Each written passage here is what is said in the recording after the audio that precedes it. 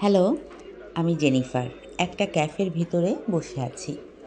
Olivia ও Sophia আমরা সবাই মিলে আড্ডা দিচ্ছিলাম। কফির কাপে যেই না চুমুক দিব, তখনই অলিভিয়ার বলা কথা শুনে হেসে ফেললাম। অলিভিয়া অবাক চোখে চেয়ে থাকলো আমার দিকে। খানিকটা বিরক্ত নিয়ে এও বলল, কি হয়েছে? আমি ঠিকই বলেছি, মনে নেই? মানছি, ওই ছোট মেয়েটা। ও কিন্তু ব্লাডি মেরি গেম খেলার পর ওর কোনো খোঁজ আর পাওয়া যায়নি। এরকম অনেক সত্যিকারের কাহিনী আছে, সব মিথ্যে হয় না জেনিফার, অতিষ্ঠ হয়ে বলল অলিভিয়া। অলিভিয়ার কথায় সোফিয়াও তাল মেলালো। আর অন্য সব ভূত প্রেতগুলো হয়তো নেই, কিন্তু I am sure bloody Mary এটা সত্যি। এই আবল তাবল কথাবার্তা কে বলেছে? এই ব্লাডি মেরিটাই বা কে?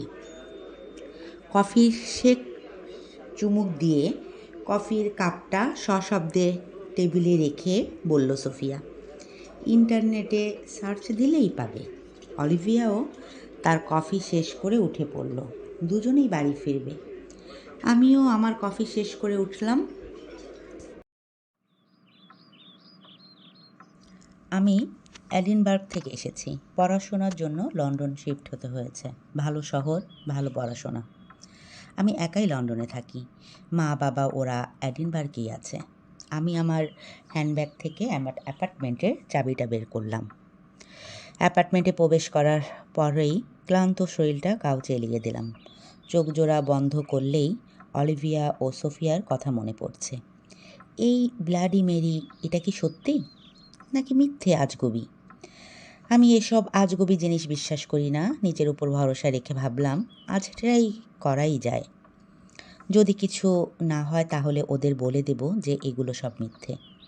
আপাতত আমি খুব ক্লান্ত। চটপট কিছু খেয়ে ঘুমোতে চলে গেলাম। ফোনে অ্যালার্ম সেট করে রাখলাম ঠিক রাত 2:50 বাজলেই আমায় জাগিয়ে দেবে।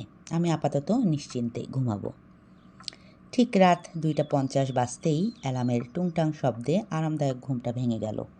ফোনের অ্যালার্ম বন্ধ করে বেড থেকে নিচে নেমে এলাম। আমি কিচেন থেকে 3টা মোমবাতি জোগাড় করলাম। আমার রুমের মিররে এসব রেখে রুম নষ্ট করার কোনো মানে হয় না, তাই ওয়াশরুমের মিররের সামনেই মোমবাতিগুলো সাজিয়ে গুছিয়ে রাখলাম।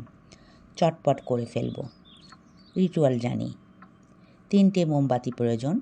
সব আলো নিভানো থাকতে হবে। শুধু মোমবাতির আলো ছাড়া আর কোনো আলো জ্বালানো যাবে না। মিররের দিকে তাকিয়ে 3বার bloody Mary, bloody Mary, bloody Mary বললেই নাকি ওই আজগবি ভূত চলে আসে। কি ননসেন্স কথাবার্তা! পাত্তা না দিয়ে আমি মোমবাতিগুলো একে একে জ্বালাতে শুরু করলাম।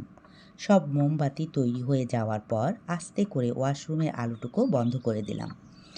এক দৃষ্টিতে মিররের দিকে তাকিয়ে বলতে থাকলাম, bloody Mary, bloody Mary, bloody Mary. বলার কিছুক্ষণ পর থেমে থাকলাম, কিন্তু কিছুই হলো না। আবারও হাসিতে ফেটে পড়লাম আমি। হাসতে হাসতে আলো জ্বালালাম। মোমবাতিগুলো ডাস্টবিনে ফেলে দিয়ে যেই না বাথরুম থেকে বেরোবো, দেখলাম দরজা আটকে আছে। খোলার চেষ্টা করলাম, কিন্তু পারলাম না। যেন বাইরে থেকে কেউ দরজা বন্ধ করে দিয়েছে, কিন্তু আমি তো দরজা লক করিনি। ভয়ে যেন জমে গেলাম আমি। পেছনে তাকালাম, তখন এক বিকট আত্মচিৎকার দিয়ে মেঝেতে লুটিয়ে পড়লাম আমি। মিররে আমার ওই বীভৎস এক চেহারা। মেঝেতে পড়ে গিয়েও আমি চোখ সরাতে পারছিলাম না। মিররের ভেতর যে মুখটা দেখছিলাম সেটা আমি, কিন্তু আবার আমি নই। চোখ দুটো লালচে, যেন ভেতর থেকে রক্ত জমে আছে। ঠোঁটের কোণে অদ্ভুত একটা বাঁকা হাসি, যেটা আমি কোনো দিন দেইনি। সবচেয়ে ভয়ঙ্কর ব্যাপার, আমি মেঝেতে পড়ে কাঁপছি, কিন্তু মিররের ভেতরের আমি দাঁড়িয়ে আছি। এটা এটা অসম্ভব। কণ্ঠটা কাঁপছিল, গলা দিয়ে শব্দ ঠিকমতো বেরোচ্ছিল না। হঠাৎ মিররের ভেতরের আমি ঠোঁট নড়ালো, কিন্তু শব্দটা বেরোলো আমার পেছন থেকে। তুমি তো আমাকেই ডেকেছো জেনিফার। শ্বাস যেন আটকে গেল।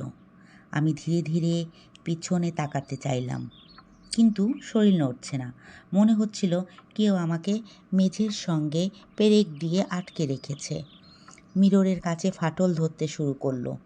প্রতিটা ফাটলের ভেতর দিয়ে কালচে কিছু গড়িয়ে পড়ছে, যেন আয়নার ভেতর রক্ত জমেছিল এতক্ষণ। আমি কোনো মতে হামাগুড়ি দিয়ে বেরিয়ে এলাম, কিন্তু বুঝলাম ভয়ঙ্কর সত্যটা। মিররে যেটা ছিল ওটা ওখানেই থাকেনি, কারণ আমার অ্যাপার্টমেন্টের করিডোরের শেষ মাথায় অন্ধকারের ভেতর দাঁড়িয়েছিল কেউ একজন, একদম আমার মতোই চুল, আমার মতোই গরম, শুধু চোখ দুটো সেগুলো একদম রক্তের মতো লাল।